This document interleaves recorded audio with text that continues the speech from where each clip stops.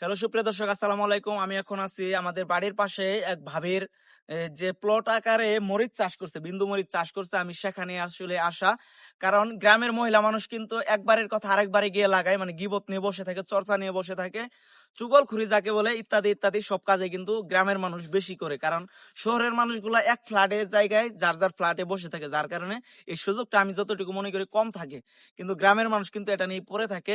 দেখেন আমার ভাবি কিন্তু এই যে মরিচ চাষ করছে, আরো টমেটো চাষ করছে, তারপরে গেওড়া চাষ করছে, বেগুন চাষ করছে। এর আগের বছর দেখছি আমি ভেন্ডি চাষ করছিল। ভাবি যেহেতু মহিলা মানুষ হয়েও কিন্তু এই কাজগুলা করতেছে। আসলে ভাবি বুঝাইতে চাইতেছে মানুষকে যে মহিলা মানুষও কিন্তু সবকিছু পারে, গ্রামের মহিলা মানুষেও এগুলা পারে। ভাবি কিন্তু বেশি হাই লেভেলের শিক্ষিত না, হালকা কিছুটা পড়তে জানে, কিন্তু এটা দিয়ে মানুষকে বোঝাতে চাই মানুষ শিক্ষিত হলেই সবকিছু হয় না। মাথায় যদি জ্ঞান থাকে সেই জ্ঞান দিয়েও কিন্তু কাজে লাগানো যায়।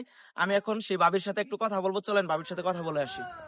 ভাবি আসসালামু আলাইকুম। ওয়ালাইকুম আসসালাম রাহমাতুল্লাহি ওয়া বারাকাতুহু। আমি আপনার এই প্লট দেখে কিন্তু আমি খুব খুশি মন্তনে, কারণ গ্রামের আলহামদুলিল্লাহ। অনেক মানুষ নানান কাজে জড়িত, অপকর্মের সাথে গীবত যারে বলে, জি, আপনি কিন্তু ওর মধ্যে নাই। আমি সারাক্ষণ এগুলোই করি। আমি আপনি একজন কৃষি কাজ সফল করি। উদ্যোক্তা, হ্যাঁ, ধরা যায় সফল উদ্যোক্তা জি। কিন্তু আমার এই ভাবি।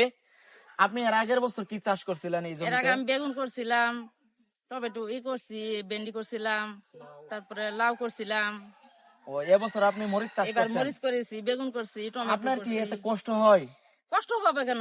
এটা তো কর্ম, কর্ম করে খাওয়া, তো এটা তো কষ্টের বিষয় না। বাড়ির সাথে যেহেতু এতে এটা আমার কোনো মর্ডার আছে সমস্যা হয় নিজের, না না আমার নাকি? কোনো সমস্যা হয় না। মহিলা মানুষ হয়ে কিন্তু মহিলাদেরকে একটু বোঝানোর জন্য আসলে এই ভিডিওটা ধারণ করা, যাতে অন্য মহিলারাও এমন উদ্যোক্তা হয়, বসে না থেকে যাতে উদ্যোক্তা হয়, সে কারণে এই ভিডিওটি করা। সবাই আমার ভাবির জন্য দোয়া করবেন, আর ভিডিওটা বেশি বেশি শেয়ার করে অন্য মহিলারা যাতে দেখতে পারে যে একজন মহিলা হয়েও কিন্তু সবকিছু পারে। তাই সবাই ভিডিওটা বেশি বেশি শেয়ার করবেন আর আমার ভাবির জন্য দোয়া করবেন। এই বলে আমি কথা শেষ করছি। আসসালামু আলাইকুম রহমতুল্লাহ।